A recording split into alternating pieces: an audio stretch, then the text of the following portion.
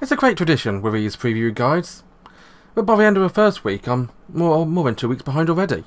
Hopefully I can catch up a bit as I take a look at 4 more new shows airing this season. Will it be any good? Well, I don't know. Join me, because this is the 2018 Spring Anime Preview, from a different perspective.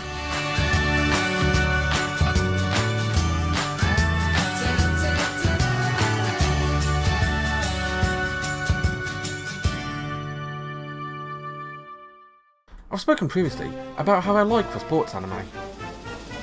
Even if I'm not too familiar with a sport, it's the drama and action that draws me in. I'm not going to get much out of that in the next show. Guazenai, Money Pitch. Money Pitch is as much about baseball as it is about economics. It's not about an ace pitcher fighting for a good fight to win at Koshien. It's about a stand-in 4th choice pitcher brought in as a relief pitcher to get out a single person in the game. It's about his struggles to work out the finances of a sport.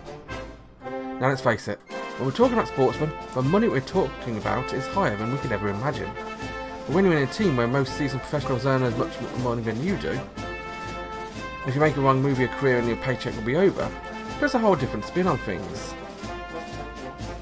Our lead in Money Pitch isn't a Hollywood hero, he's a reliable hand. Natsunosuke Bonda doesn't eat, live and breathe his sport, but is happy that he's able to eat, live and breathe due to the money he earned from it. We get to see his point of view of how he sees other players, and how he feels about the money in the game.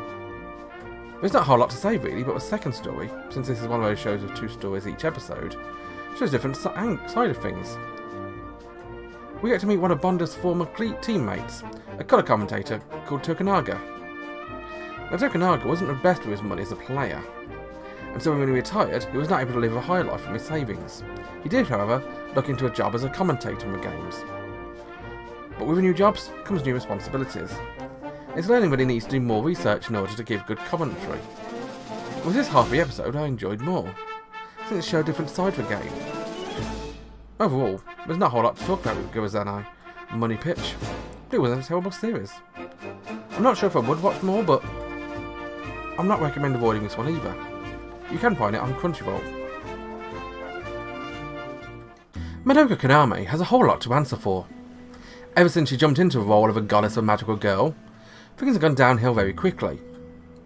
If Magical Girl Raising Project wasn't a clue that a grim magical girl tale was a growing genre, the appearance of Magical Girl's site is most definitely confirming it. And, oh boy, this is almost as grim as it gets.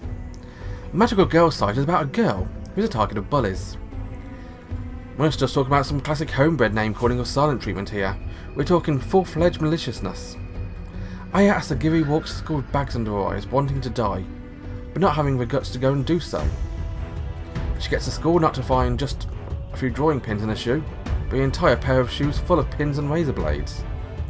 She enters the classroom, talks of both pity and disdain, gets to her desk, has more graffiti than an art teacher trying to be cool, and is forced to sit down in a pool of glue. Yeah, she really has it bad. Things only get worse when she gets home, as her parents have no hope for whatsoever, and only have eyes for a super genius and perfect big brother. And yes, you've already guessed it, he's another cause of grief. Not only does he beat her up daily, he gets close to going beyond the line. So yeah, in terms of abuse, this one has Magical Girl Raising Project beat. And poor Aya beat. Over and over again. And so she's given the chance to become a magical girl, and escape from the hell that is a normal life. What she doesn't realise is that being a magical girl isn't all fun and fireworks. Her first act is to accidentally teleport one of her bodies and her body's boyfriend into the path of an oncoming train. Throwing in another magical girl, slitting the throat of another bodies, and you have a body count in the episode of 3 bodies and a cat. Magical Girl site is not one to watch if you're squeamish, or have grown tired of a grim magical girl trope of recent times. If you want a deep and meaningful story, I also think this isn't really a good idea. However, there is something here. I'm going to give it a few more episodes at least. You can join me on Amazon. Going into a new season, there were a few decisions I had to take, specifically when talking about sequels. Just how do I review a sequel? And when is a sequel not a sequel but instead a continuation of an earlier series? I decided to draw a line with Food Wars as third place second core. It's more of a split series than being a new one, so I'm not going to review it. You should watch it though, so I'll sort of have it reviewed. The other side of that line is Ninja Girl and Samurai Master, the Anagawa Ishiyama arc. This is the third series of a current group of anime shorts, focusing on a cute ninja girl, Chidori, in a service to Oda Nobunaga. The lead character Chidori doesn't really appear like she'd be a serious ninja, and a lot of the humour around it is relating to not only being a cute appearance, but also her skills. Being a Sengoku era series, all the characters find on series and caricatures their historical selves. The series plays out by telling the story probably all know by now, but giving it a comedic spin. However, at a moment where it needs to get serious, the series doesn't back down. Watching the first episode of a new series, it continues exactly from where the previous one left off. So if you've not seen any of this before, you should really go back and watch it, before you even consider looking at this. However, for people who have already watched the original series, you'll know straight away if this is for you. The comedy and action are both remaining just as good as normal. And if you do want to watch this, you can find it on Crunchyroll, along with the first two series, in case you want to try those first. Wait, I thought he'd already done the baseball anime for this season. It was Zenny, right? But no, it seems that baseball anime comes in pairs. It's kind of appropriate with the second one to every season is Major Second. Like a lot of shows this season, Major Second is not a new property. In fact, it's a successor to a long-running baseball series, being surprisingly called Major. The original Major focuses on Guro, a Little League pitcher who's the son of an up-and-coming baseball player. It follows him through the ranks in over 150 episodes, all the way through to the World Series in America. And this sequel to the original Major focuses on Guro's own son, Daigo. And like his father, he loves baseball, and dreams of following him into a sport.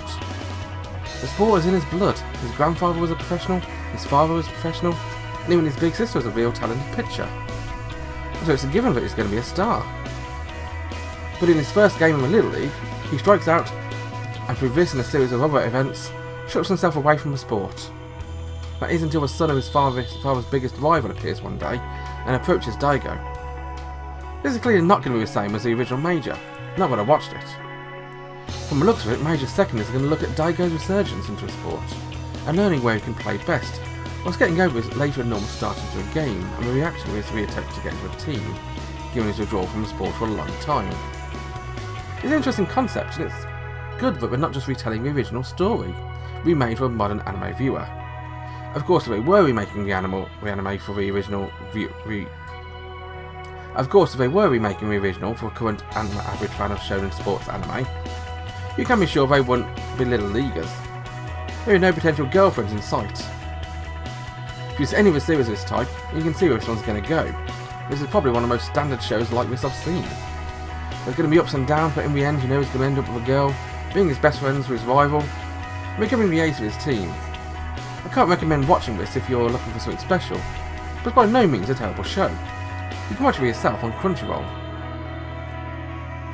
So it's the bottom of the 5th episode, and the reviews are loaded. Well, you know they're loaded because you just watched them. What do you think?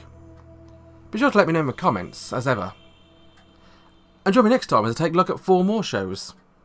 And hopefully it won't be as much as a wait next time. Bye bye.